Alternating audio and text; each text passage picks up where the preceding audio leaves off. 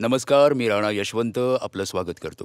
हिंदू समाजामध्ये पुरातन काळापासून एक परंपरा चालत आली आहे आणि ती समागमाची आहे. समागम ज्याच्यात समाजाच्या सामाजिक, धार्मिक, आध्यात्मिक या तीनही पैलूंसाठी पाठ्यक्रम, सिलेबस तयार केले जात होते आणि या परंपरेलाच आपण कुंभ असं म्हणतो. कुंभची जी पौराणिक कहाणी आहे ती सांगते की देवता आणि दानवांच्या मध्ये जे युद्ध झालं, हे युद्ध जे आहे ते समुद्रमंथनाच्या दरम्यान जे शेवटी अमृत निघालं त्याला प्राप्त करण्यासाठीच आहे. विष्णूने इंद्राचा मुलगा जयंतला कलश दिला की घे आणि तू पळ. आणि जयंतच्या मागे दानव गेले. मग जयंतला त्यांनी पकडलं आणि त्या युद्धाच्या दरम्यान जे 4 थेंब पडले, प्रयागराज, हरिद्वार, नाशिक आणि उज्जैन, या 4 जागांवर पडले आणि या 4 जागांवर महाकुंभाचं आयोजन होत आलंय. पौराणिक कथा ही आहे. याचेही आपले काही निहितार्थ असतील, याचेही आपले काही आशय असतील. आणि हा जो सातत्याने एक मोठा समाज जगभरातला राहिला आहे, जो दर 12 वर्षांनी भरतो महाकुंभच्या नात्याने, त्याचा स्वतःचा सामाजिक, आध्यात्मिक आणि धार्मिक पक्ष आहे, त्यांचे आपले अर्थ असतील. त्यांना समजून घेण्यासाठी आज आपल्यासोबत आचार्य प्रशांतजी आहेत. तुमचं खूप खूप स्वागत. कुंभ कलश या ज्या पौराणिक कथा आहेत, हो. या काय सांगतात? म्हणजे या फक्त कथाच आहेत की यांचे आपले काही अर्थही? खूप खोल अर्थ आहेत. खूप खोल अर्थ. पुराणांच्या कथांना जर फक्त तुम्ही किस्सा कहाणीत समजलं, तर धर्म मनोरंजन बनून राहतो. हं, परंतु दर्शनच्या, वेदांच्या, वेदांचं तत्वज्ञान म्हणजे वेदांच्या प्रकाशात जर पुराणांच्या कथांना समजून घेतलं, तर मग ती कथा बोध बनते. केवळ मनोरंजन नाही उरत. हं. आणि कथा दोन्हींचं काम करू शकते. समजून नाही घेतलं तर म्हणजे तेच झालं की कहाणी आहे, मनोरंजन आहे, मजा झाली बस. हां. आणि दुर्भाग्याची गोष्ट ही आहे की भारताने पुराणांना अधिकतर फक्त कहाणी आणि किस्स्यांसारखं वापरलं आहे आणि मग असं म्हणायला खूपच मजा येते की अरे असं झालं, तसं झालं. त्यांना असं मानलं जणू ती ऐतिहासिक घटना आहे. हं. त्याचा जसं तुम्ही म्हटलं ना भावार्थ, हं. त्याच्या मर्मात कोणती गोष्ट लपली आहे, ती कुणीकडे इशारा करते, त्याचं प्रतिकात्मक अर्थ काय आहे? भारताने अधिकतर यापासून स्वतःला वंचित ठेवलेलं आहे. पण जर समजून घेतलं तर आनंद मिळेल. तर कुंभाच्या निमित्ताने संधी आहे समजण्यासाठी, उपयुक्त वेळ आहे. पहिली गोष्ट काय आहे, संपूर्ण चर्चाच मृत्यूपासून वाचण्यासाठी होते. हं. अमर व्हाल. अमर व्हाल. कुंभमध्ये अमृत आहे, तुम्ही अमर व्हाल. हं. कोण आहे जो मृत्यू पावतो आणि अमर होऊ इच्छितो, तो कोण आहे? वेदांत आपल्याला सांगतो त्याचं नाव आहे अहंकार. मी. आपण म्हणतो ना की मी मरेन, माझा जन्म झाला, माझं जीवन आहे, माझा मृत्यू होईल. तर हा मी आहे जो नेहमी मृत्यूच्या भयात असतो. हा मीच आहे जो नेहमी म्हणत असतो मृत्यू व्हायला नको, मृत्यू नको. प्रत्येक माणूस घाबरलेला आहे. आणि हे जे पूर्ण जीवन आहे, जी सृष्टी आहे, ती निरंतर तुम्हाला सांगते की मृत्यू, मृत्यू, मृत्यू. प्रत्येक ठिकाणी तुम्ही काहीतरी बदलताना पाहताय, घटित झालेलं पाहताय. हे मृत्यू होण्यासारखंच आहे. जे आत्ता आहे ते उद्या नाही आणि जरी असलं तरी ते बदलतं. हा मृत्यूच आहे. आणि माणूस त्यालाच घाबरलेला आहे. तीच आपली मुख्य चिंता आहे, मृत्यू. आता मृत्यूला दोघेही घाबरलेले आहेत. देवही आणि दानवही. तर हे कशाचे प्रतीक आहेत? दोन्ही अहंकाराचे प्रतीक आहेत. कारण मृत्यूला तर अहंकारच घाबरतो. दोघेही घाबरलेले आहेत म्हणजे दोघेही तेच आहेत. आणि दोघेही अहंकाराचं प्रतीक आहेत, तर एक सूर आणि एक असुर का? कारण अहंकार 2 पद्धतीचा असू शकतो. एक अहंकार असतो सत्यमुखी आणि एक अहंकार असतो मायामुखी. दोन्ही अहंकारच आहेत, मुक्त नाही आहेत. हं. अहंकार म्हणजे जो अजूनही भ्रमात आहे त्यालाच म्हणतात दोघांमध्ये अंतर अहम. काय? हां. पण दोघांमध्ये हे अंतर आहे की दोघेही बांधलेले आहेत, पण एक मुक्तीच्या दिशेला पाहतोय आणि एक मायेच्या दिशेला पाहतोय. हं. बंधनात दोघेही आहेत. जसं 2 व्यक्तींमध्ये अंतर असतं ना. दोघंही आता मनुष्याचं जीवन घेऊन जन्माला आलेत. दोघंही देहधारी आहेत. पण एक म्हणतोय की जीवन योगासाठी आहे आणि एक म्हणतोय जीवन भोगासाठी आहे. हं. हं. एक म्हणतोय जीवन मुक्तीसाठी आहे आणि एक म्हणतोय जीवन भुक्तीसाठी आहे. हे आहे सूर आणि असुरामधलं अंतर. दोघंही अहंकाराचे प्रतिनिधी आहेत. दोघेही आहेत अहम. जो मी आहे, इगो, दोघंही त्याचे प्रतीक आहेत. पण इगो दोन प्रकारचे असू शकतात.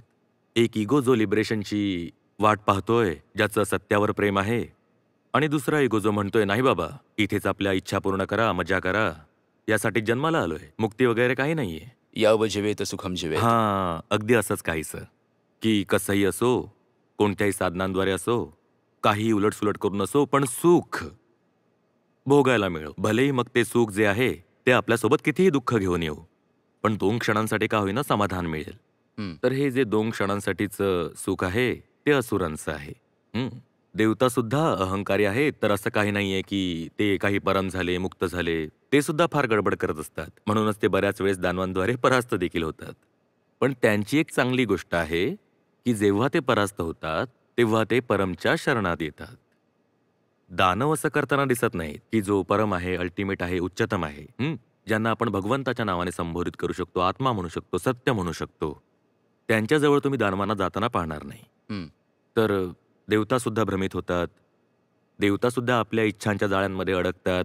देवतासुद्धा मदोन्मत्त होतात. पण निदान जेव्हा त्यांची दुर्दशा होते, तेव्हा ते जातात भगवंताकडे. तर हे दोन्ही अहंकाराचे प्रतीक आहेत आणि अहंकार मृत्यूला घाबरलेला असतो. हं. तर मृत्यूपासून वाचण्यासाठी दोघेही काय करतायत, म्हणतायत की चला आपण करूया समुद्रमंथन. त्यांना असं कळलं आहे की समुद्राचं मंथन केल्यानंतर असं काहीतरी होतं की मनुष्य मृत्यूच्या पलीकडे निघून जातो. आता मृत्यू इतका मोठा धोका धोका आहे. आहे, हं. की त्यासाठी आता देवता आणि दानवांनी संधी केली आहे. याच्या मार्फत अहंकाराच्या प्रकृती संदर्भात खूपच महत्त्वपूर्ण अंतर्दृष्टी म्हणजेच इन्साइट मिळत आहेत, की देवता आणि दानव सुद्धा कोलॅबरेशन करत आहेत. त्यांच्यामध्येही संधी झाली आहे. मृत्यू इतकी विलक्षण गोष्ट आहे जी शत्रूलाही मित्र बनवते थोड्या काळासाठी. नंतर यांची शत्रुता पुढे जाऊन पुन्हा समोर येईल. हे आपण कथेच्या अर्थात प्रवेश करतोय. तर दोघे मिळून सुरू असतात आपलं वासुकी पर्वत घेऊन. सगळ्यात पहिलं बाहेर काय पडतं? हलाहल. हलाहल. कुठून हलाहल बाहेर पडलंय? जर हे दोन्ही अहंकाराचं प्रतीक आहे, तर हे मंथन कशाचं होतंय? कोणत्या गोष्टीचं मंथन होतंय? तर हे आत्ममंथन होतंय. कारण वेदांत म्हणतो की अमरता तुमच्या केंद्राचं नाव आहे. तुम्ही तुमच्या केंद्रापासून दूर झालात, म्हणूनच तुम्ही मृत्यूधर्मी झालात. तुम्हाला तुमच्याच अंतरंगात जावं लागेल. जो आपल्या अंतरंगात एकदम खोलवर जातो तो अमर होतो. पण आपल्या अंतरंगात जाण्यासाठी आपलंच मंथन करावं लागतं. तर जे समुद्र मंथन आहे, तर हा कोणता सागर आहे? हा आहे भवसागर. भव म्हणजे असणं. हा माझ्या असण्याचा सागर आहे. तर हे दोघेही मिळून आपलंच मंथन करतायत. कोणीही असा विचार करू नये की खरोखरच कुठेतरी समुद्र होता आणि तिथे मग नागाची दोरी बनवून आणि पर्वताच्या माध्यमातून त्याला असं असं घुसळलं जातंय, तर असं नाही होतंय. सांकेतिक आहे. ते सांकेतिक आहे आणि खूप समर्पकपणे वापरलं आहे.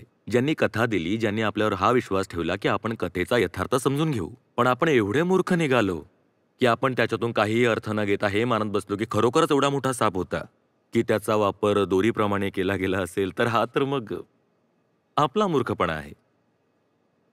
तर जेव्हा स्वतःचं मंथन केलं गेलं, सत्याला प्राप्त करण्याच्या उद्देशाने, तर सत्य तर नाही सापडलं. सगळ्यात आधी विष मिळालं, हलाहल विष. ह्यातून आपल्याला काय कळतं, की जेव्हाही आत्ममध्ये प्रवेश कराल, बघाल की मी कोण आहे, माझं जीवन काय आहे, हेच आहे स्वतःमध्ये प्रवेश करणं. विरोध मिळेल स्वतः. तर सगळ्यात आधी तुम्हाला प्रचंड विरोध मिळेल स्वतःकडूनच. ज्याला कोणालाही ध्यानस्थ जीवन जगायचंय, ज्यालाही आत्मावलोकन करायचंय, तो जेव्हा स्वतःला पाहायला सुरू करतो, तेव्हा त्याला फार वाईट वाटतं. विष त्याचं प्रतीक आहे. कारण स्वतःला पाहाल तर सगळ्यात आधी स्वतःचं विष दिसेल, कारण आपल्याकडे आहेच एवढं विष. आपलं जे जीवन आहे, ते आंतरिकपणे फार विषारी आहे, टॉक्सिक. हलाहल त्याचं प्रतीक आहे. ते बाहेर पडतं. तर जेव्हा ते बाहेर पडतं, तेव्हा तुमच्याकडे 2 मार्ग आहेत. एक हा की घाबरून पळून जा आणि ही जी मंथनाची प्रक्रिया आहे तिलाच थांबवा, कारण की बाबा सुरुवातीलाच विष निघतंय, तर पुढे जाऊन माहित नाही काय निघेल, अमरतेच्या शोधात मरायची पाळी येईल, म्हणून बंद करा हे सगळं. पण असं होत नाही. कथा आपल्याला असं सांगते की ते सगळे हलाहल विषाला घेऊन महादेवाकडे जातात आणि महादेव म्हणतात द्या. ते त्याचं सेवन करतात आणि नीलकंठ होतात आणि ते विष त्यांच्या इथे स्थित होतं. अर्थ काय आहे याचा? असं थोडीच आहे की खरोखरच विष घेऊन गेले आणि अर्थ काय याचा? खूप खोल आणि खूप सुंदर अर्थ आहे. याचा अर्थ हा आहे की जेव्हा तुम्ही एखाद्या उच्चतम, शुद्ध अशा आध्यात्मिक प्रक्रियेची सुरुवात कराल आणि पाहाल की तुमच्या आतून विरोध उठतोय, तेव्हा तुमच्या जीवनामध्ये असा कोणीतरी असावा जो तुम्हाला आधार देईल, जो तुमच्या जीवनामध्ये असलेल्या विषाला स्वतःवर घेईल, जो म्हणेल की प्रक्रिया थांबवू नका, मी तुमच्यासोबत उभा आहे, आणा मला द्या ते विष. हे विष तुम्हाला नष्ट करेल, पण मला नाही करणार, कारण मी महादेव आहे. मी त्याला इथे धारण करेन. माझ्यात एवढं सामर्थ्य आहे की मी विष पिऊन सुद्धा मरणार नाही. तुमच्यात ते सामर्थ्य नाहीये, आणा ते मला द्या. तर मग हे जे प्रतीक आहे ते झालं गुरूंचं, महागुरूंचं, गुरूंच्या गुरूंचं, महागुरू महादेवांचं प्रतीक आहे. तर त्यांनी ते घेतलं आणि ते म्हणाले की द्या, मी ते स्वतःवर धारण करतो, तुम्ही तुमची प्रक्रिया सुरू ठेवा. तर विष तर निघालं. जी सगळ्यात अनिष्ट गोष्ट होती ती सगळ्यात आधी निघाली आणि ती निघाल्यानंतर मग सगळ्या उत्तम उत्तम गोष्टी निघू लागल्या. आणि पुराणात मोठ्या विस्ताराने उल्लेख येतो की कोणकोणत्या वस्तू त्यातून निघाल्या, काही लक्षात आहेत त्या मी सांगतो तुम्हाला. तर ज्या काही गोष्टी निघतात त्यातून ऐरावत हत्ती निघतो तिथून, आणि कल्पवृक्ष सुद्धा कामधेनू, निघतो तिथून, कल्पवृक्ष, कामधेनूही निघते तिथून, पारिजात, पारिजातिक, या सगळ्या ज्या ऐरावत. गोष्टी आहेत ना, देवी सुद्धा निघतात हं. आणि अनेक प्रकारचे रत्न देखील निघतात. तर हे म्हणजेच की एकदा का तुम्ही तुमच्या अंतरंगातील विषाला पाहिलं तर मग तिथे तुम्हाला काहीतरी मौल्यवान अशी वस्तू मिळेल. पण जे मौल्यवान आहे त्यावरच तुम्ही थांबलात तर अमृत नाही मिळणार. हं. एकदा का अंतरंगातील विषाला तुम्ही पार केलं, एवढं साहस जर तुम्ही दाखवलं की माझ्या अंतरंगात पाहतोय आणि मला विषच विष दिसतंय, पण तरीही मी माझ्या स्वतःला बघण्याची प्रक्रिया थांबवणार नाही, तेव्हा तुम्हाला अंतरंगात काहीतरी मौल्यवान आणि महत्वाचंही दिसू लागेल. आणि ते तर आहेच. जर ते मौल्यवान नसतं तर तुम्ही विषाला पार कसं केलं असतं? विष मिळाल्यानंतरही आत्म अवलोकन करण्याची प्रक्रिया सुरू ठेवणं हेच सांगते ना की आतमध्ये विष आहे, पण विषापेक्षा जास्त साहस आहे. साहस नसतं आणि श्रद्धा नसती तर विषाला बघून पळून गेलं असतं. तर हेच मग जे साहस आहे, श्रद्धा आहे, त्यांचेच मग हे प्रतीक म्हणून मग हे रत्न झाले, कामधेनू झाली, कल्पवृक्ष झालं, हे सगळे त्याचे प्रतीक आहेत. तर हे सगळे बाहेर येतात आणि देव आणि दानव त्याची वाटणी करून घेतात. आतापर्यंत काहीच समस्या नव्हती, कारण याने तर समस्या मिटणारी नाहीये की तुम्हाला रत्न मिळाले, कल्पवृक्ष मिळालं, चांगली कामधेनू मिळाली, याने तर काही होणार नाहीये. हवंय काय? अमृत. अमरता हवी आहे, अमरता. आणि आता अमरतेसाठी आपला कार्यक्रम तर सुरूच आहे. आणि मग अमरता मग मिळते सुद्धा. तिथून एक कुंभ निघतो ज्यामध्ये अमृत असतं. तो जो कुंभ आहे तो प्रतीक आहे सत्याचं, तो प्रतीक आहे आत्म्याचं, तो प्रतीक आहे त्या बिंदूचं जिथवर पोहोचण्यासाठी आपल्या सगळ्यांचा जन्म झालाय. आपला जन्म हा तर ना विष पीत राहण्यासाठी झाला आहे, ना आपला जन्म रत्न किंवा आभूषण किंवा मग कल्पना आणि कामना ज्यांचे हे सगळे प्रतीक आहेत, की अप्सरा निघत आहेत, रत्न निघत आहेत, कामधेनू निघत आहेत, कल्पवृक्ष निघत आहे, हे सगळं काय आहेत? हे सगळं कामनापूर्तीचे उपाय आहेत.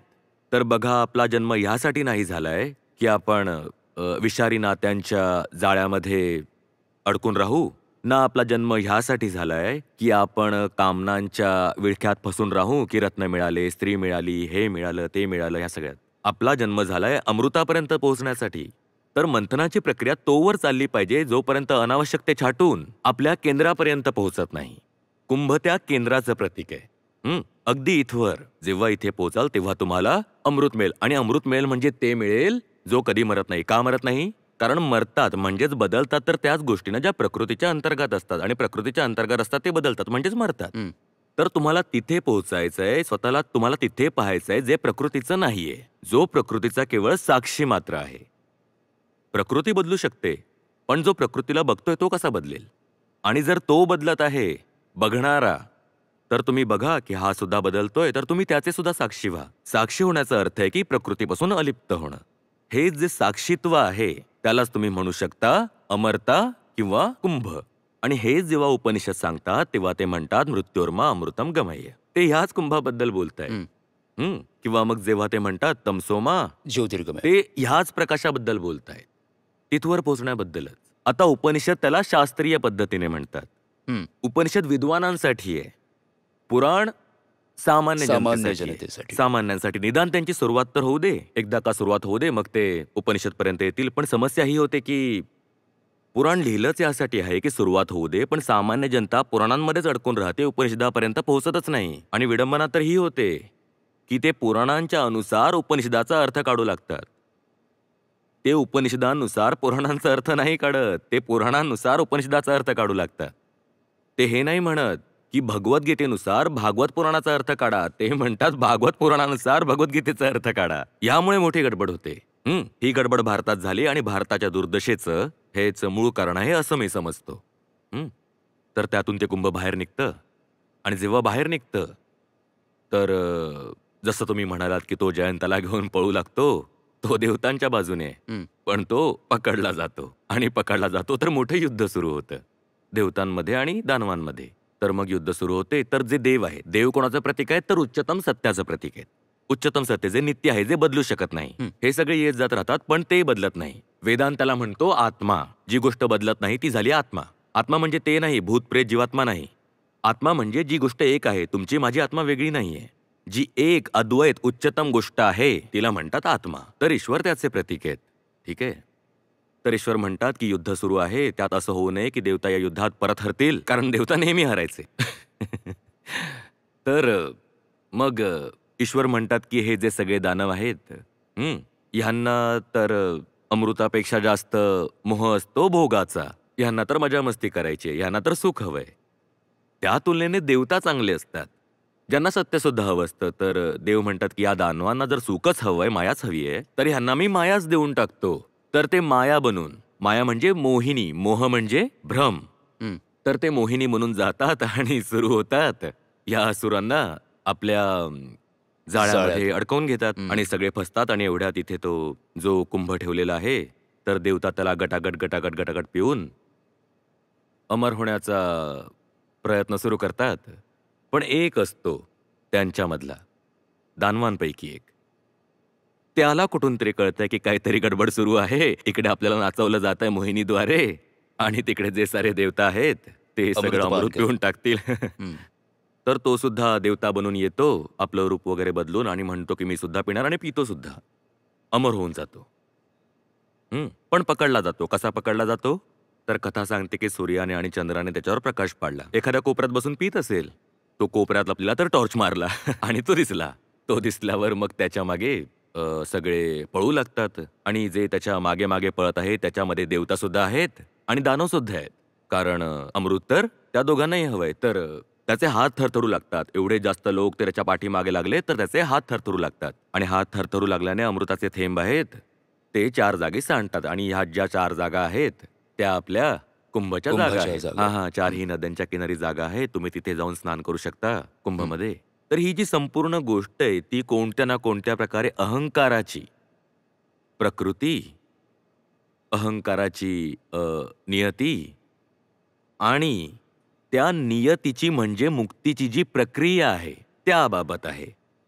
तुमची प्रकृती ही आहे की तुम्हाला फसून राहायचंय. जसा प्राणी असतो ना, जन्माला येतो, खातो, पितो आणि मग मरतो. तर मग माणूस पण एका प्रकारे प्राणीच आहे की जन्माला येणार, खाणार, पिणार, भोगणार, मुलांना जन्माला घालणार आणि मरणार. तो आपल्या नियतीपर्यंत पोहोचत नाही.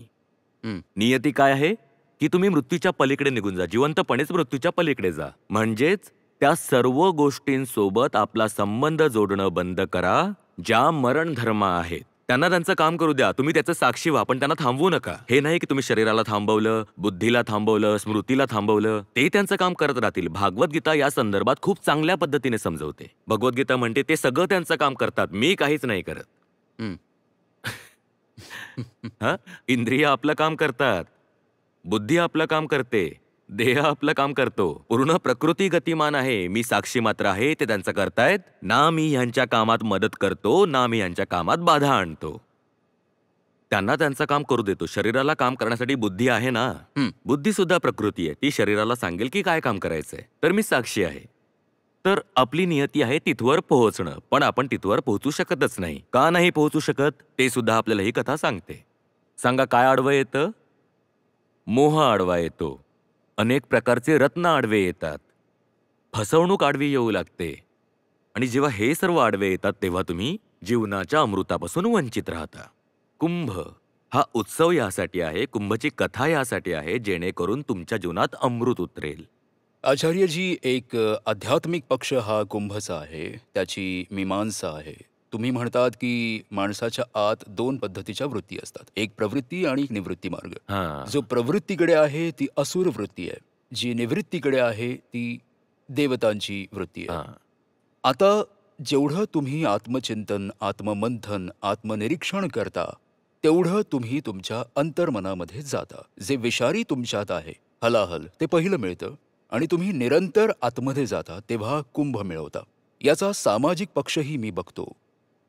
या ज्या नद्या आहेत, आता नाशिक, उज्जैन, हरिद्वार, प्रयागराज, हा जो पूर्ण विस्तार आहे, यामध्ये हिंदू समाज राहतो. अगदी. लोक जेव्हा एकत्र येतात, एकमेकांबरोबर मिळून मिसळून राहतात आणि ही जी निरंतर चालत असलेली जी व्यवस्था बनवली गेली, ज्यात पूर्ण हिंदू समाज मिळून मिसळून, समजून उमजून राहावा, आपापसात संवाद आणि संघटन टिकून राहावं, याचा हा जो सामाजिक पक्ष आहे कुंभचा, याच्यावर आपण थोडा प्रकाश टाकावा. बघा, जो कुंभमेळा आहे ना, तो फक्त भारतातच नाहीये आणि फक्त धार्मिक क्षेत्रातच नाहीये. तो कोणत्याही उद्देशाकरिता विश्वभरात इतरत्र कुठेही माणसांचा खूप मोठा समुदाय आहे. याहून मोठी सामुदायिकता पूर्ण विश्वात कुठेच नाही होत, कधीच नाही होत, कोणत्याही उद्देशासाठी नाही होत. हं. ह्याचे लाभ काय आहेत? याचे लाभ आहे जेव्हा तुम्ही आपल्याच मर्यादित क्षेत्रात राहता, तर तुम्ही विचार करता की जे मी करतोय, माझ्या क्षेत्रात जे होतंय, जो मी विचार करतोय, माझ्या परंपरेनुसार जे आहे, माझ्या घराण्यात जे चाललंय तेच अंतिम आहे, तेच सत्य आहे, कारण सर्वजण तेच करतायत. हं. आणि जेव्हा या परंपरा बनवल्या गेल्या होत्या त्या काळी तर इंटरनेट सुद्धा नव्हतं. संचाराची एवढी साधनं नव्हती, मीन्स ऑफ कम्युनिकेशन नव्हतं, टीव्ही नव्हता, फोन नव्हता. तुम्हाला हे कळू शकत नव्हतं की दुसरीकडे काय सुरू आहे. पण जेव्हा ही गॅदरिंग व्हायची, तर इथूनही लोक येतायत, तिथूनही येतायत, देशाच्या प्रत्येक कोपऱ्यातून येतायत. तर ह्यामुळे काय होतं? ह्यामुळे विचारांचं, संस्कृतीचं खुलं आदान-प्रदान होतं. ह्यामुळे काय होतं? एका प्रकारची उदारता येते. आपल्याला पाहायला मिळतं की जसं आपण जगतोय आवश्यक नाहीये की तीच जगण्याची एकमात्र पद्धत आहे. ही दुसरी व्यक्ती आहे आणि ती अगदी वेगळ्या प्रकारे जगतेय आणि जशी जगते त्यात सुद्धा एक रुबाब आहे. मला छान वाटतंय त्याला पाहून. मग बरं, मी त्याच्याकडून काही शिकून घेऊ आणि जरी मी त्याच्याकडून शिकलो नाही, तरी माझा अहंकार एवढा तरी शिथिल पडतो ना, की मी माझ्याच गोष्टीला अंतिम श्रेष्ठतम नाही मानणार. अन्यथा जो आपल्याच गावामध्ये बसलाय, तो म्हणतो की माझ्या गावात जे होते त्याहून चांगलं काहीच नाही. आणि बघा त्या काळी तर संचाराची साधनं सुद्धा नव्हती. तर म्हण प्रचलित आहे की प्रत्येक 3 मैलांवर आहार, विहार, संस्कृती, भाषा ह्या सगळ्या बदलत असतात. हं. हं. तर विचार करा की किती भिन्न भिन्न प्रकारचे लोक एकत्र येऊन भेटत असतील आणि तेही एकाच जागी भेटत नाहीयेत. प्रत्येक 4 वर्षांनी 4 वेगळ्या जागी भेटतायत. हं. हं. आणि त्याच्यातही जितकं तुम्ही दक्षिणपर्यंत जाऊ शकता, तितकं तुम्ही जाताय. तुम्ही विंध्य पार करून जाताय. एवढ्या पुढे जाताय. उत्तरेत तर तुम्ही आहातच, मध्यमध्ये आहात आणि दक्षिणेतही जेवढं तुम्ही जाऊ शकता तेवढं जाताय. तर ह्याचा निश्चितपणे एक सामाजिक पक्ष आहे जो खूप उपयोगी आहे. आणि भारतात जी एक सहिष्णुतेची भावना आहे, एक वैचारिक खुलेपणा आहे, जो उदारवाद आहे, त्यात अशा प्रकारच्या संमेलनांचं, मिलापांचं, गॅदरिंग, कमिंग टुगेदरचं खूप मोठं महत्त्व राहिलं आहे. आपण एकत्र येतो आणि आपण फक्त एका जागी एकत्र नाहीयेत, एका उद्देशासाठी एकत्र नाहीयेत आणि आपण दुसऱ्याला दाबण्यासाठी एकत्र नाहीयेत. आम्ही एकत्र येऊन चर्चा करतो आणि कोणी आपल्याला असा भेटला ज्याच्याशी आपण सहमत नाही आहोत, आम्ही त्याला शिव्या नाही देत, आम्ही त्याचा गळा नाही कापत, आम्ही म्हणतो शास्त्रार्थ करूयात. एवढंच नाहीये, आम्ही एकरस होणं जाणतो. दुसऱ्याचं म्हणणं चांगलं वाटलं तर आपण म्हणतो ते त्याचं म्हणणं नाहीये, ते आमचंच म्हणणं आहे. आपल्याला त्याच्या म्हणण्यातच आपलं म्हणणं दिसू लागतं आणि हे काही कृत्रिम असं मिलन नाहीये. सत्यता जर आहे माझ्या बोलण्यात, हं, आणि सत्यता दुसऱ्याच्या बोलण्यातही आहे, तर मला का बरं त्याचं आणि माझं म्हणणं एक वाटणार नाही? हं. ह्या गोष्टीने भारताला खूप पुढे नेलं, की भेटा, चर्चा करा, जाणा, समजून घ्या. कथा असतील तर त्याची रचना अशी करा की त्याचा मनुष्याच्या जीवनावर चांगला परिणाम होईल. आणि बस हेच आहे, मुक्तीच्या दिशेने चालत राहा.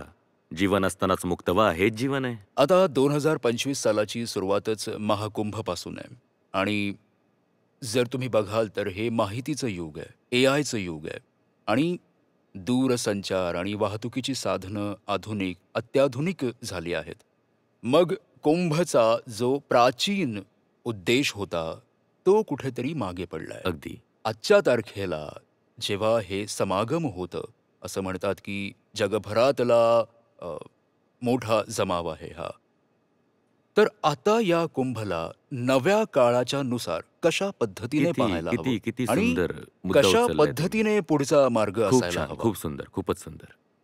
बघा, सगळ्यात आधी तर आपल्याला आपल्या नद्यांना थोडा सन्मान तर द्यावाच लागेल. थोडी त्यांच्यावर दया करावी लागेल. हवामानात बदल असो, इंडस्ट्रियल वेस्ट असो किंवा ह्युमन वेस्ट असो, नद्या आपल्या तशाही फार धोक्यात आहेत आणि फारच दुर्दशा झाली आहे त्यांची. ह्या क्षणी तर आपल्याला हे नकोय की धार्मिक कारणांनी किंवा कोणत्याही कारणांनी आपल्या नद्यांची आणखी दुर्गती व्हावी. कारण नद्या खरंच आपल्या माता आहेत. तर अस्वस्थ मातेला आणखी कष्ट देणं मुलांना शोभा तर देत नाही ना. हं? तर काय व्हायला हवं? सांकेतिक रूपाने तुम्ही तिथे जाऊन पाण्याच्या काही थेंबांचा स्वतःवर वर्षाव करा. माझं म्हणणं खूप लोकांना पटणार नाही, विरोध होऊ शकतो, निंदाही होऊ शकते, पण काही हरकत नाही. मला नद्या जास्त महत्त्वाच्या वाटतात. माझ्यासाठी धर्माचा वास्तविक अर्थ जास्त महत्त्वाचा आहे. कुंभचा वास्तविक अर्थ लक्षात ठेवून ज्या स्थानांवर कुंभचं आयोजन होतं, त्या दिवसांमध्ये त्या जागी तुम्ही वैचारिक आदानप्रदानाचे कार्यक्रम ठेवा. त्या जागी तुम्ही अध्यात्माला पुढे नेणारे कार्यक्रम ठेवा. पुराणांच्या ज्या कथा, लोकसंस्कृती, लोकधर्मात प्रचलित आहेत, त्यांचे सखोल वैदांतिक अर्थ काय आहेत, हे समजावून सांगणारे कार्यक्रम ठेवा. कुंभचं आज असं स्वरूप असायला हवं. आपल्या आतमध्ये ज्या काही गोष्टी असतील, ज्या आपल्याला मृत्यूकडे घेऊन जातात. मृत्यू म्हणजे भीती. हं. मृत्यू कोणीच नाही पाहिला, पण मृत्यूला सगळेच घाबरून असतात. तर मृत्यूचंच दुसरं नाव भय आहे. तर आपल्या अंतरंगात ते सर्व काही आहे जे आपल्याला घाबरवून सोडतं. तर त्याला कसं घालवू शकतो, ह्या प्रयत्नांचं केंद्र असायला हवं कुंभस्थळ. तर आपल्याला येणाऱ्या काळासोबत आपल्या सण उत्सवांना नवीन आणि सखोल अर्थ द्यायला हवे. अन्यथा अ, सगळं काही विकृत होऊन जाईल, जसं होत आहे, अर्थहीन आणि आणि पूर्णपणे व्यर्थ, ज्यामध्ये फक्त अपव्यय होईल ऊर्जेचा आणि संधीचा, आणि धर्माची अधोगती व्हायला लागते मग. आत्ताचे जे धर्मगुरू किंवा धर्माचार्य आहेत, ते एक व्हॉट्सॲप करतात आणि देशभरात चर्चा सुरू होते. अनेक ठिकाणी दंगली पेटतात. आणि मी फक्त हिंदू धर्मगुरू आणि धर्माचार्यांबद्दलच बोलत नाही आहे. मी दुसऱ्या धर्मगुरू आणि धर्माचार्यांबद्दलही बोलतोय. धर्म जो आहे, तो काही लोकांची मक्तेदारी झालाय आणि आपला हा गौरवशाली इतिहास आणि परंपरा या दोन्हींना वाचवण्यासाठी अ, लोकांना खिजवण्याचे, भडकवण्याचे मार्ग काढले जात आहेत. कुंभच्या माध्यमातून यावर नवीन तऱ्हेने विचार करणे म्हणजे हिंदू समाज एक सहिष्णू समाज, उदात्त उत्तम समाज, मानवतेच्या सगळ्या निकट असलेला समाज म्हणून ओळखला जातो. यावर कशा पद्धतीने चर्चा होऊ शकते? काही संभावना आहे का की की अशा प्रकारची व्यवस्था जी जी हिंदू तत्वज्ञानाला मानत आली आहे आणि तशीच पुढेही चालत राहावी? बघा, ह्या प्रकारच्या चर्चांमध्ये ना एक सौंदर्य असतं. व्यवस्था तर बनवू शकता तुम्ही, पण सौंदर्यासोबत एक मोठी गोष्ट ही असते की ती व्यवस्थेविनाही टिकून राहते. आता एक चर्चा आहे जी एका पातळीवर तुम्ही आणि मी करत आहोत. ही चर्चा जर स्वतःमध्येच सौंदर्य आणि अर्थपूर्ण असेल, तर असे बाकीचे 4 लोक असतील जे आपापसात संवाद करण्यासाठी प्रेरित होतील. सौंदर्य संक्रामक असतं, या अर्थी बघाल तर. हं, हं. जर इथे काही चांगलं आहे, तर लोक म्हणतील की हे चांगलं आहे, आम्हालाही करायचंय, तेही करू लागतील. तर ही गोष्ट अशी असते जी तुम्हाला तुमच्या आंतरिक जीवनातही पुढे घेऊन जाते आणि बाहेरच्या दुनियेतही घेऊन जाते. आपल्याच आतमध्ये जो माणूस कैद आहे आणि म्हणतोय की माझंच सगळं काही सर्वश्रेष्ठ आहे, ज्याला मी माझी परंपरा म्हणतो ती श्रेष्ठ आहे, ज्याला मी माझे विचार म्हणतो, माझ्या भावना म्हणतो, आपलं मत, ओपिनियन म्हणतो, ते सगळं काही माझंच श्रेष्ठ आहे, त्या माणसापेक्षा निरर्थक कोणीच नाहीये. हं. संवाद पुढे तर चर्चेतूनच घडतो. संवादासाठी तर चर्चा करावीच लागते. हं. तर धर्माला पुढे नेण्यासाठीही जे काही वार्तालाप होतात, चर्चा, संवाद, उच्चतम अर्थामध्ये शास्त्रार्थ, यांना खूप महत्त्व असतं. यांच्याशिवाय तर मग प्रत्येक माणूस आपल्या नजरेत परमात्माच आहे. अहम ब्रह्मास्मी. मीच अंतिम आहेत आणि माझ्या ज्या धारणा आहेत त्याच अंतिम आहेत. मग माझ्या परंपरा ठीक आहेत, माझे विचार ठीक आहेत, माझ्या जगण्याचं उद्देश ठीक आहे, माझ्या सगळ्या इच्छा शुद्ध आणि शुभ आहेत. सगळ्यांना असंच वाटत असतं जोपर्यंत तुम्ही दुसऱ्याला भेटत नाही, जाऊन चर्चा करत नाही, भ्रमण करत नाही. आपले जे गुरु होऊन गेलेत, त्यांनी किती यात्रा केल्या आहेत. तुम्ही तुम्ही तुम्ही आपल्या शंकराचार्यांनाच बघा, गुरु नानकांना बघा, तुम्ही महात्मा बुद्धांना बघा, तुम्ही भगवान महावीरांना बघा. ह्या सगळ्यांनी खूप यात्रा केल्या आहेत. यात्रेचा अर्थ काय आहे? मी माझ्यातच अडकून नाही राहणार. नाहीतर जो स्वतःतच अडकून राहिला त्याहून जास्त दुर्दशा कोणाची नाही होत. एक माझा जो शेवटचा प्रश्न आहे, तुम्ही एकेकाळी माझ्याशी बोलताना म्हणाला होतात, की जो समाज, जो व्यक्ती आपल्या अस्तित्वासाठी युद्ध करत नाही, त्याच्याहून मोठा अधर्मी कोणी नाही. आणि मग तुम्ही त्यात इस्रायलमधील यहुदींचं उदाहरण दिलं होतं. हिंदू समाज आजच्या तारखेला असं मानतो, की बांगलादेश, पाकिस्तान, भारतामधल्या मुस्लिम समुदायाची संख्या ज्या पद्धतीने वाढत चालली आहे, ते आक्रमक होत चालले आहेत, त्यांचे रेडिकलायझेशन होत आहे आणि त्यांनी पश्चिममधून सातत्याने एका वेगळ्या प्रकारे युद्ध सुरू केलंय. आणि एक ना एक दिवस हा धोका हिंदू समाजावर येईल. म्हणून पहिलेच तुम्ही स्वतःची तयारी ठेवा. आणि ती आक्रमकता आपल्या अस्तित्वाला वाचवण्यासाठी स्वतःवर विश्वास ठेवण्याची क्षमता आणि वेळ ओळखून समाजाला जागरूक करण्याची व्यवस्था केली गेली पाहिजे. याच्याशी तुम्ही सहमत आहात का? नाही, समस्या जितकी गंभीर असते, समाधानासाठी पण तितक्याच त्वरेने प्रयत्न केले जातात ना. अगदी असं होऊ शकतं, की रुग्ण डॉक्टरकडे जाऊन म्हणेल, की माझी एक खूप गंभीर समस्या आहे आणि त्याच्यासाठी तुम्ही माझी सर्जरी करा, चिरफाड करा, रक्तपात करा. पण हे तर सर्वात आधी डॉक्टर सांगेल ना, की तुमच्या शरीराचं तथ्य काय आहे? आणि त्याला तुमचे तथ्य कसं कळतात? तो म्हणतो, की जाऊन तुम्ही हे एनालिसिस करून आणा आणि रिपोर्टमध्ये आम्हाला आकडे दाखवा. तो आधी आकडे बघतो आणि मग रक्तपाताचा सल्ला देतो जर गरजेचं असेल तर. हं. आकडे काय सांगतात? आकडे काय खरंच हे सांगतात, की अजूनही भारतात, मी पाकिस्तान किंवा बांगलादेशबद्दल सध्या काही बोलत नाहीये, भारतामध्येच का अजूनही मुस्लिमांचं जे प्रमाण आहे, पर्सेंटेज आहे लोकसंख्येमध्ये, ते वाढत आहे आणि वेगाने वाढत आहे असं सांगतायत का आकडे? आता 2011 मध्ये शेवटची जनगणना झाली होती. 2021 मध्ये व्हायला हवी होती. 2022 मध्येही नाही झाली. ही जनगणना जर झाली, तर आपल्या अनेक प्रश्नांची आपल्याला उत्तरं मिळतील. ह्यांपैकी एक प्रश्न हा सुद्धा आहे, की हिंदूंची संख्या हळू कमी होत चालली आहे. कारण जो ग्राफ आहे, ट्रेंड आहे, तो ह्या दिशेने इशारा करतोय, की जो मुस्लिम ग्रोथ रेट ऑफ पॉप्युलेशन आहे आणि जो Hindu growth rate of population आहे, हे दोन्ही कन्व्हर्ज करत आहेत. आणि आता जी जनगणना होईल त्यातून हे दिसून येईल, की जो फरक 2011 मध्ये होता, तो आता कमी झालाय. ग्रोथमधलं. ग्रोथ रेटचा.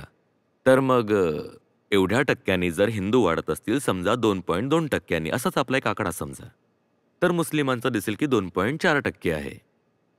तर ह्यात अंतर किती आहे? 0.2%चं. आणि 2011 मध्ये हे अंतर किती होतं? 0.4%चं. 2001 मध्ये किती होतं? 0.7%चं. तर हा जो पॉप्युलेशन ग्रोथ रेट आहे, ते आपापसात कन्व्हर्ज होत आहेत. तर समस्या जेव्हा कधी होती, तर ती होती 50व्या दशकात, 60व्या दशकात, 70व्या दशकात. आणि तेव्हा समस्या मी मान्य करतो होती. मी मान्य करतो. हं. कारण बघा हे खूप साहजिक आहे. एका लोकतांत्रिक देशात सत्ता कोणाजवळ आहे यावरूनच ठरतं, की त्या समुदायाची संख्या किती आहे. विशेष करून जे लोक असे आहेत, जे अगदी आपल्या समुदायाचा जमावगट करूनच वोट देतात. ते म्हणतात, की आम्ही नागरिकांप्रमाणे वोट देणार नाही. आम्ही तर विशिष्ट जमाव बनवून देऊ. विशिष्ट धर्मगटाचा जमाव बनूनच वोट देणार. तेव्हा मग हा विषय महत्त्वाचा ठरतो, की त्यांची संख्या किती आहे आणि आपली किती. तर मी याच्याशी सहमत आहे, की हो, ही काही पूर्णच एक काल्पनिक समस्या नाहीये, की त्यांची संख्या किती आणि आपली संख्या किती आहे. जे लोक संख्यांमुळे त्रस्त असतात, चिंतित असतात, मी त्यांचा मुद्दा समजू शकतो. त्यांनी असा विचार करू नये की मला समजतच नाहीये की आम्ही हा मुद्दा वारंवार का उचलतो, की कोणाची लोकसंख्या किती आणि कोणाची किती आहे. मी हे समजू शकतो. मी हेही समजू शकतो की जिथे हे जे प्रमाण आहे लोकसंख्येचं, त्यात जेव्हा असंतुलन निर्माण होतं, तिथे गोंधळ सुरू होतो. आम्ही बघितलंय की काश्मीरमध्ये काय होतं.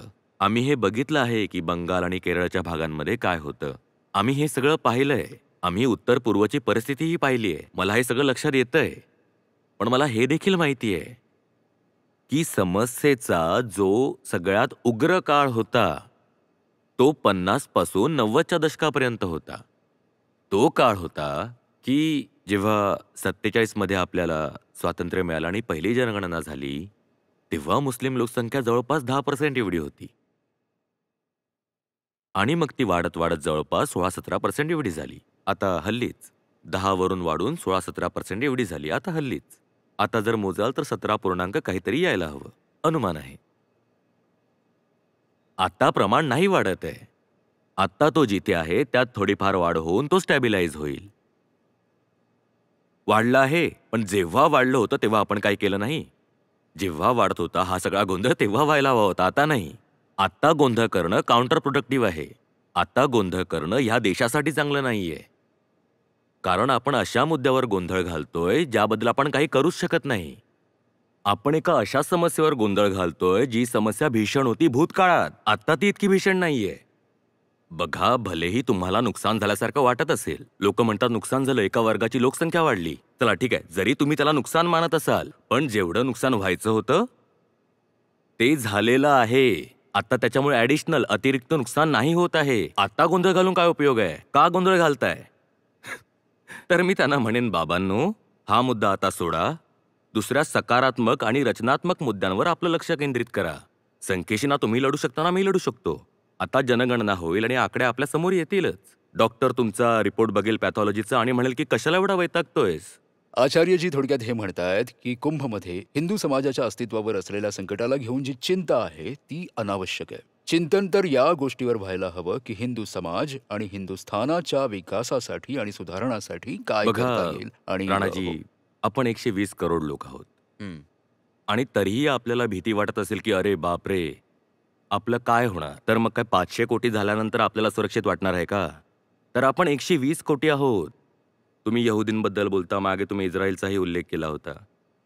भारताच्या बाहेर जितके हिंदू राहत आहेत, फक्त त्यांना जरी मोजलं तरी ही संख्या जगभरातील यहुदींपेक्षा जास्त आहे. हं. भारताच्या बाहेर जे हिंदू राहतात, जो आपला डायस्पोरा आहे हिंदूंचा, हं. तो सुद्धा जगभरातील यहुदींपेक्षा जास्त आहे किंवा जवळपास तेवढाच आहे. हवं तर आकडे तुम्ही चेक करून ठीक बघा. आहे. आपण एवढे जास्त आहोत, 120 करोड आहोत. तर ही बाब आता हास्यास्पद झालेली आहे की 120 करोड लोकांचा एक समुदाय म्हणतोय, अरे देवा, आम्ही लोकसंख्येत कुठे कमी पडता कामा नये, आम्ही लहान राहता कामा नये. आणखी किती वाढल्यानंतर चैन पडेल? सगळ्यात जास्त तर मच्छर असतात आणि जगभरात जेवढ्या प्रजाती आहेत आणि जितके जीव आहेत त्यांच्यात सगळ्यात जास्त आहेत इन्सेक्ट्स. सगळ्यात जास्त संख्या इन्सेक्ट्सची आहे. इन्सेक्ट होऊन जगायचंय का?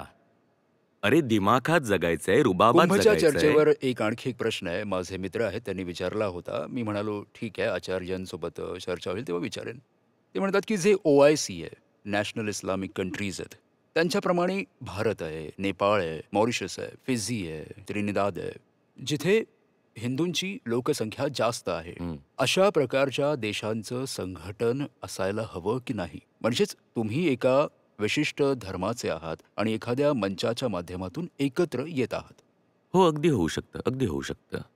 यात वाईट असं काहीच नाहीये, चांगली गोष्ट आहे. जगभरात जिथे कुठेही असे लोक आहेत, जे वेदांना आपलं मानतात, उपनिषदांना आपलं मानतात, गीतेला आपलं मानतात, ते लोक जर आपापसात संवाद करत आहेत, ते लोक तिथे येऊन आपल्या समस्या, आपल्या अडचणी सांगत आहेत, आपले भ्रम सांगत आहेत, इकडचे तिकडे जात आहेत, तर नवा दृष्टिकोन मिळतो बघण्यासाठी. कारण एक भारताचा हिंदू, एक कॅनडाचा हिंदू, एक फिजीचा हिंदू, एक मॉरिशसचा हिंदू, एक सुरिनामचा हिंदू आहे. हे सगळे सारखे नाही आहेत. तुम्ही विचार करत असाल की तो हिंदू आहे, पण तो अगदी वेगळा असेल. जर तुम्ही रोहन कन्हाईला भेटलात, किंवा शिवनारायण चंद्रपॉल ना हे जे करेबियन हिंदू आहेत आणि जेव्हा तुम्ही त्यांच्याशी जाऊन बोलाल, तुम्ही म्हणाल की हा तर कोणी वेगळाच आहे. तेव्हा तुम्हाला हिंदू होण्याचे नवीन आणि ताजे अर्थ सुद्धा कळतील की असेही लोक असतात. तर एवढंच का नेपाळी हिंदू सुद्धा आहेत ना, जर तुम्ही त्यांनाही भेटलात तर तिथेही तुम्हाला नवीन अर्थ कळतील. जेव्हा कोणी दक्षिणेचा हिंदू जाऊन बंगाली हिंदूला भेटतो किंवा आसामी हिंदूला भेटतो तेव्हा त्याला तिथेही नवीन अर्थ कळतात. तर हे चांगलंच आहे. आपापसात भेट व्हावी, आदानप्रदान व्हावं, विचारांचं सलोखा वाढावा, याने पुढे येण्यास मदतच होते. चला आता मी तुम्हाला थोडंसं अरिथमॅटिकच्या माध्यमातून समजावण्याचा प्रयत्न करतो. जर आपण म्हणू की आता वर्तमानात हिंदूंच्या लोकसंख्या वाढीचा दर 1.2% एवढा प्रतिवर्ष आहे. ठीक आहे? आणि मुस्लिमांचा 1.8% प्रतिवर्ष एवढा आहे. ठीक आहे? हे जवळपास ॲक्युरेट आकडे आहेत. 1.2% आणि 1.8%. आता जवळपास एवढे असतील आणि याची खात्री जेव्हा सेन्सस होईल तेव्हा होऊन जाईल. तर हिंदूंची लोकसंख्या प्रतिवर्ष किती वाढते त्यात 1.2% आणखी जोडा. आणि मुस्लिमांची किती वाढते त्यात 1.8% आणखी जोडा. ही वाढते. तर तुम्ही म्हणाल की हिंदूंचीही वाढते आणि मुसलमानांचीही वाढते. तर हिंदू समजा की याच गतीने दरवर्षी वाढत राहतील. खरं तर या गतीने वाढणार नाही. त्यांचा जो वृद्धी दर आहे तो कमी होईल. आणि समजा मुस्लिमही याच गतीने दरवर्षी वाढत राहतील. तेही नाही वाढणार. त्यांचाही दर कमी होतोय. पण जर नाही कमी झाला, जर मानलं की दर वाढतोय, तर तुम्ही थोडासा अंदाज लावा की हिंदू 1.2% वाढतोय जे आता होतंय आणि मुस्लिम 1.8% वाढतोय जे की आता होतंय. की हिंदू मुस्लिम यांची लोकसंख्या भारतात एकसारखी होण्यासाठी म्हणजेच 50-50 होण्यासाठी की भारतात अर्धे मुस्लिम आहेत आणि अर्धे हिंदू आहेत, सांगा किती वर्ष लागतील? एक अंदाज असा आहे की 110 कोटी हिंदू आहेत, 25 कोटींच्या आसपास मुसलमान हां. आहेत. तर 25 कोटीला 110 कोटी इतकं समान होण्यासाठी तेवढं पुढं जावं लागेल, मग समान हां. होईल. पण ह्याच्यासाठी जो अवधी लागेल तो आहे 272 वर्ष. अच्छा, 272 वर्ष 272 लागतील वर्ष हे होण्यासाठी. लागतील मुसलमानांना ह्याच वर्तमान वृद्धी दराने चालत राहिले तर हिंदूंनी इतकी लोकसंख्या करण्यासाठी 272 वर्ष. आपण काय इतके चिंतित आहोत? काय इतके त्रस्त झालो आहोत? काय आहे हे? कोणत्या गोष्टीवर आपण आपली एवढी ऊर्जा खर्च करत आहोत आणि अगदी तणावामध्ये आहोत? काय गरज आहे? दुसरे आणखीन महत्त्वपूर्ण मुद्दे आहेत त्यांच्यावर लक्ष द्यायला हवं. इतकंच नाही. आपण हे तर म्हणालो की 272 वर्ष लागतील. या 272 वर्षात मुस्लिमांची लोकसंख्या अशीच वाढत राहिली आणि हिंदूंचीही वाढत राहिली जशी आता वाढते. तर सांगा 272 वर्षांनंतर आणि आता जेव्हा हे पब्लिश होईल ना तेव्हा हे संपूर्ण कॅल्क्युलेशन द्यावं लागेल. नाहीतर लोक मान्य नाही करणार. त्या स्क्रीनवर जेव्हा कॅल्क्युलेशन दिसेल तेव्हा विश्वास ठेवतील.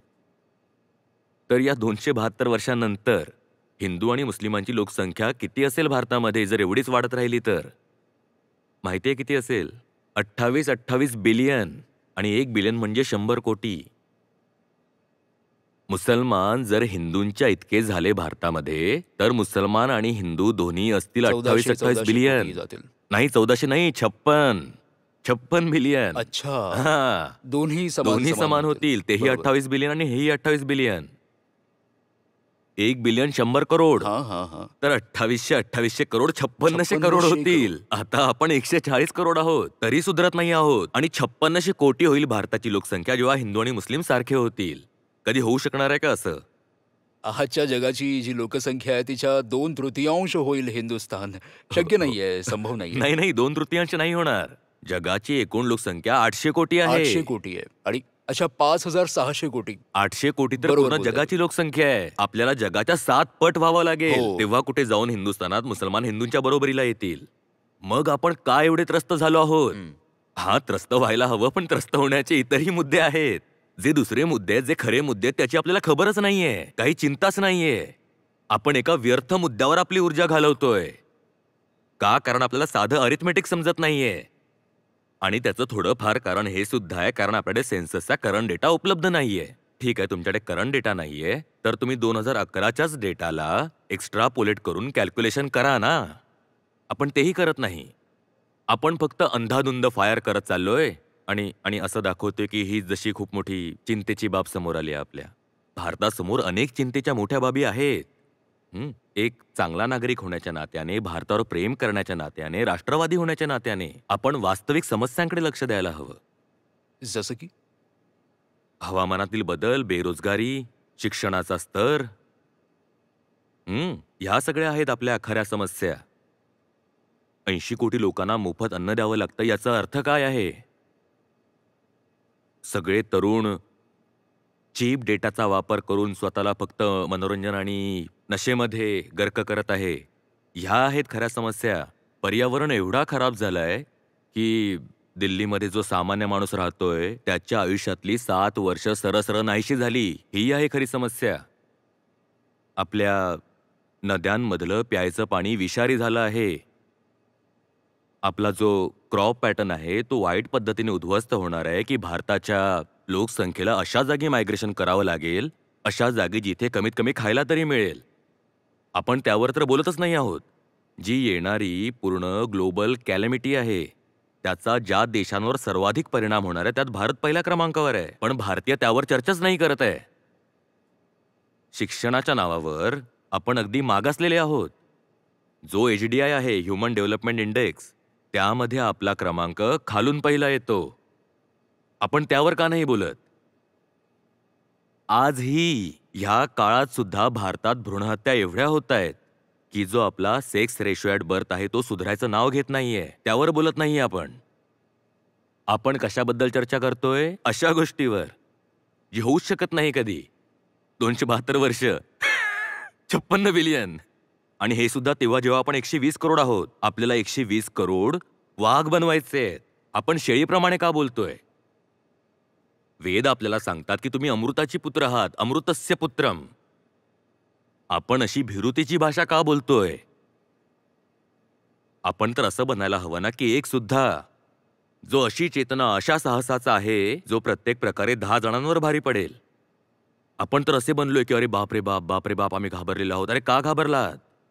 जर वास्तवात तुमच्या हृदयात धर्म आहे तर जीवन मग तुम्हाला कसं काय परास्त करेल? तर आपल्याला वास्तविक अध्यात्म हवं आहे. आणि ही एक मोठी समस्या आहे की भारतामध्ये धर्म तर खूप आहेत पण सगळे नकली धर्म आहेत. आपल्याला वास्तविक अध्यात्म हवं आहे. ह्याच समस्यांवर आपण लक्ष द्यायला हवं. तुम्हाला माहिती आहे भारतात मोजून असे किती लोक आहेत ज्यांच्या शरीराला सगळे तत्व मिळत आहेत जे स्वस्थ राहण्यासाठी आवश्यक आहेत? सांगा आता असे किती लोक असतील? एकदा नीरज चोप्रा इथे आले होते, त्यांच्याशी बोलणं होत होतं. त्यांच्याशी झालं बोलताना मी हा आकडा दिला. मी म्हणालो की तुम्ही गोल्ड आणायला तर जात आहात पण भारतातून आणखी गोल्ड कसे येतील जेव्हा भारतात वेल फेड लोकांचीच संख्या मोजकी एवढीच आहे. सांगा किती असेल? 1% जवळपास नाही नाही, एवढीही कमी नाहीये. 16%. 16%. 16%. फक्त 16% असे लोक आहेत ज्यांच्या शरीरामध्ये जे जे पोषक तत्व आहेत त्यांची कमी नाहीये. चीनमध्ये असे किती टक्के लोक आहेत? तिथे नक्कीच जास्त असतील. 80%. 80%. आपली 75% लोकसंख्या अशी आहे जी कोणत्या ना कोणत्या प्रकारे अशा अन्नावर जगत आहे जे त्याला गंभीर आजारांकडे ढकलू शकतात. चीनमध्ये अशा लोकांची टक्केवारी किती आहे? 2% आहे. ह्या वास्तविक समस्या आहेत. आपण भेसळयुक्त खातोय, आपण अशुद्ध हवेत श्वास घेतोय, आपल्या पाण्यात हेवी मेटल्स मिसळलेले आहेत. आपण ह्यावर बोलत नाही आहोत. तरुणांकडे रोजगार नाहीये, रस्ते तुटलेले आहेत आणि आपण ह्यावर बोलत नाही आहोत. आपल्या शिक्षण व्यवस्थेची अवस्था अगदी बिकट आहे. आपल्या युनिव्हर्सिटीज टॉप रँकिंगमध्ये येत नाहीये आणि आपण त्यावर बोलत नाही आहोत. आपल्या इथे अजूनही प्रायमरी सेकंडरीमध्ये मुलांच्या ड्रॉपआउटचं प्रमाण खूप वाढलंय. आपण त्यावर बोलत नाहीये. आपण अशा मुद्द्यांवर बोलतोय ज्याला ना शीर आहे ना धड आहे. मग कुंभमध्ये तर खऱ्या अर्थाने अशाच मुद्द्यांवर चर्चा व्हायला हवी आणि मला वाटतं खरा कुंभ हाच. हा कुंभ आहे. हा कुंभ आहे की लोकांनी तिथे बसावं आणि एकमेकांचे गैरसमज दूर करावे. जर माझ्या मनात संशय असेल तर तुम्ही दूर करा आणि तुमच्या मनात असेल तर मी दूर करेन. हा वास्तविक कुंभ आहे. याने मृत्यूला मात देता येते आणि यातच अमृत आहे.